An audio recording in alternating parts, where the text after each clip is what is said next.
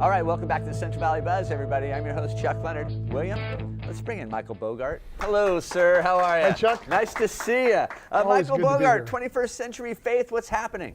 Well, a little bit of a personal note here. I have 4 children, and one of my daughters is a voice actress in the Burbank area, and she just got the contract to be Wonder Woman for a series of books. Whoa! So that makes me the father of Wonder Woman. Wow!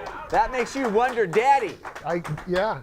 There needs to be that character, I think, in the comic books. And you're hoping it would look just like you, aren't you? Just like me. So yes, that's kind of my big highlight for the week. I think there's something against this in the Bible. I think you're getting way into yourself. Thank you for being my conscience, Chuck. I appreciate that. Okay, so what are we talking about today? Well, I was reading an article recently in one of the Christian magazines that I take, and it was all about how we have entered what they call the ABC phase in terms of culture. Anything but Christianity, ABC. Oh, I thought it was already been chewed. Well, yeah, ABC can stand for a number of things, but I think, and one of the things that I do in my... Anything but Christianity. Right. In my ministry, I'm one of these people that needs to, I feel like we need to look into the future. Lots of my colleagues are not. And I think we need to admit that we are entering a post-Christian phase in our country and in our culture. This can't be good. Well, some people think it is good, obviously. Because that's the ones that are doing it, right. The ABC guys. Right, but I think the point of the article that I was reading, and I think I would tend to sympathize with it, is our whole culture has been sort of nurtured on at least some kind of a Judeo-Christian base. And to sort of cut that is to sort of like cut a flower. We're living in what they call a cut flower phase. The flower stays pretty for a while, but then with no roots. So at least that's what some people are thinking. And so, here I am, I've got this program, 21st Century Faith, or this segment called 21st Century Faith. One of the things I like to think of myself as somebody who's trying to predict where things are going or sense where things are going.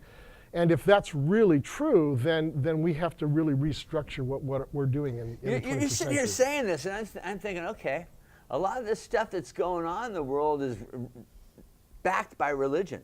And if our faith falls off so strongly, is that going to give them the upper hand in coming here and doing their whatever? And that's one. You're talking about Islamic radicalism, yeah. And of course, if there's nothing strong to counter that, then usually what happens, and you see this throughout history, that the pushers will continue to push until they're stopped. And your question is well put. Is there going to be enough moral strength to stand up against this kind of threat? I mean, obviously, it's not just the United States. Israel's been dealing with it for years and years and years. Many other countries, in Europe, are dealing with it. You think other countries are falling off as fast as we are? Falling off of what? Christianity? Oh, well, Europe is way ahead of us. What do you mean? Europe has They have a bunch of non-believers over in Europe? Europe has been in a post-Christian phase for probably 40 or 50 years. Really? Oh, absolutely, yeah. First no showers, now no Jesus? If you go to Europe, for example, I took a tour of England and Scotland a number of years ago. Many of these great cathedrals are now discotheques. Some of them are being bought from mosques. No, absolutely. Stop it. No, they're turning Catholic churches into discotheques. They're turning all sorts of churches into discotheques, and some are being bought as mosques. So, I mean, really, if you want to know where we may be headed, you need to look at Europe in terms of the trend. And I'm not the first person to ever say this. This is well known by many people. Absolutely. Wow.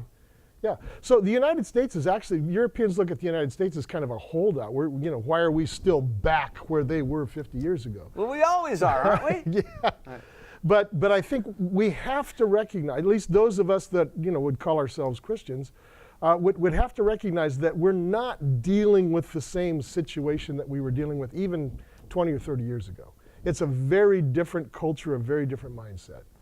How does it become you're the cool guy because you don't believe anymore?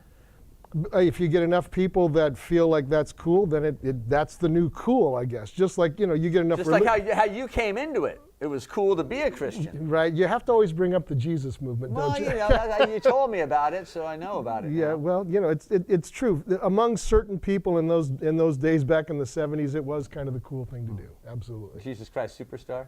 Part of that, yes, You indeed. ever watch it anymore? Oh, not anymore, but I used to.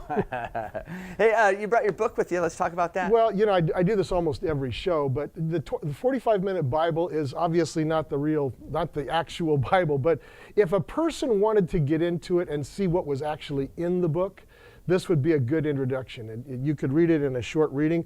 And it's called the 45-minute Bible. Obviously, I've got a video of the same name, which really is 45 minutes. And that's of you talking really fast. Well, it's of me summarizing very, very succinctly. Let's put it like that.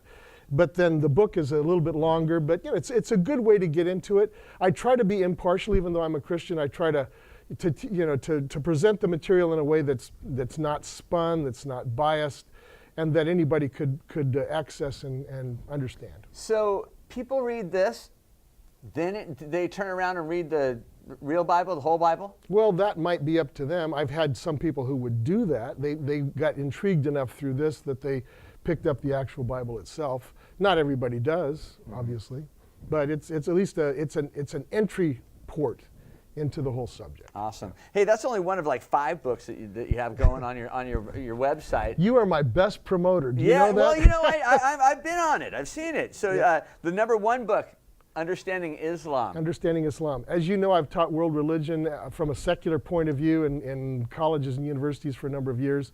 Again, I felt like Islam is this big thing that people don't know what to do with, but somebody I felt needed to explain it in a very non-biased way, in an accessible way, and so I wrote my first book and my first video were Understanding Islam, and again, it's presented. Here's what it is, here's where it came from, here's what the radicals are a part of it, but not all of it, the whole thing, and so, it's been pretty successful on Amazon. Yeah. Understanding Islam, understanding the Mormons, understanding the Jehovah's. Tell me one thing about the Jehovah's I didn't know.